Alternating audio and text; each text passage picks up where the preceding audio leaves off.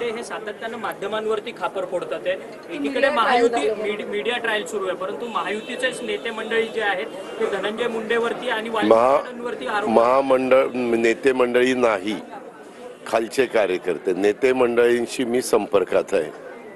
तुम्ही कुणाला नेते समजता ते मला माहिती नाही। मी ज्यांना नेते समजतो ते वेगळे आहेत आणि तुम्ही ज्यांना नेते समजतात ते माझ्या दृष्टीनं पक्षाचे नेते नाही आहेत।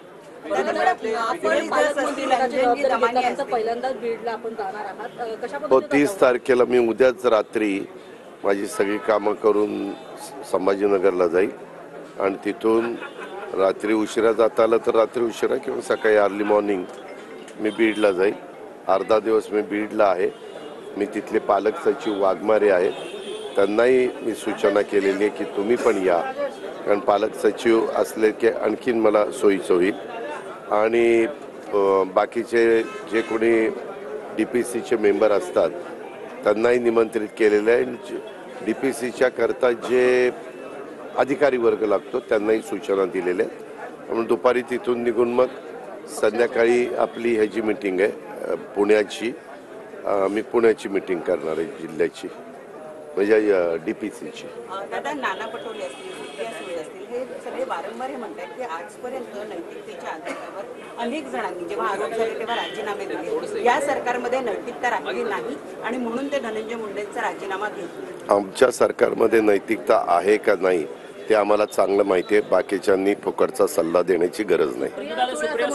या प्रकरणामध्ये बीडच्या प्रकरणामध्ये अजित पवारांना टार्गेट केलं जातं। मला त्याबद्दल काहीच म्हणायचं नाही। आम्ही भाजप, शिवसेना आणि राष्ट्रवादी काँग्रेस या 3 पक्षाचं सरकार आहे। मी पुन्हा पत्रकार मित्रांनो तुम्हाला सांगतोय, मी वरिष्ठ पातळीवरच्या सगळ्या मान्यवरांशी संपर्क ठेवून आहे। त्याच्यामुळं जर तुम्ही असे कुणाकुणाचे नाव घेऊन हा असं म्हणतो तो तसं म्हणतो, मी तुम्हाला सगळ्यांना खालचे लोक काय म्हणतात त्याच्याबद्दल उत्तर द्यायला बांधील नाही आहे।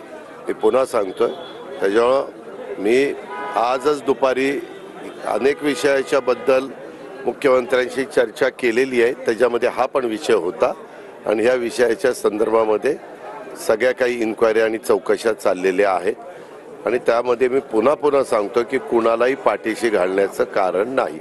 अख्ख्या महाराष्ट्राला माझा स्वभावही माहिती आहे आणि माझी कामाची पद्धत पण माहिती आहे। हत्या झाली, तुमच्या पक्षातले नेते होते, आता झिशान सिद्दीकीचं स्टेटमेंट जे आहे ते बाहेर आलेलं आहे। झिशान सिद्दीकी यांनी 10 बड्या बिल्डरांची नावं त्यामध्ये, हे स्टेटमेंट म्हणजे सूत्रांच्या माहितीनुसार आहे। सूत्रांच्या माहितीनुसार सूत्र अजून मला बघायचं, मी सारखं म्हणतोय त्या सूत्राला आपण पारितोषिक देऊ, त्याचं अभिनंदन करू, कौतुक करू, कारण आम्हाला पण ते सूत्रांमुळं बरंच काही प्रश्न विचारले जातात आणि उत्तरं घेतली जातात।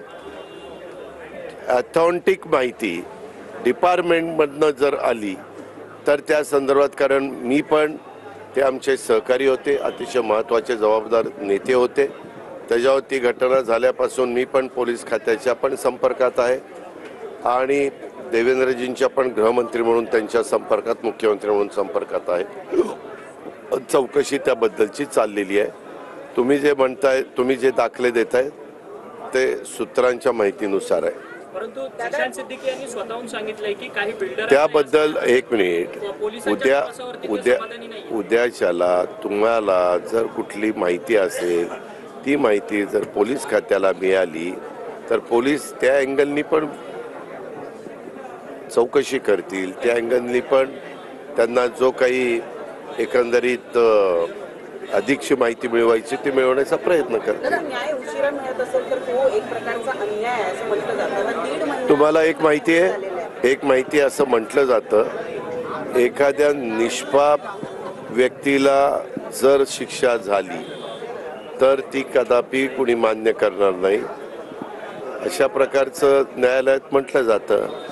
पण आपण काळजी करू नका, आपण आपल्याला जशी इच्छा आहे, कारण ज्या निगृढ पद्धतीनं त्या सरपंचाचा हत्या झालेली आहे ती माणुसकीला काळीमा फासणारे कोणीच असं करू शकत नाही।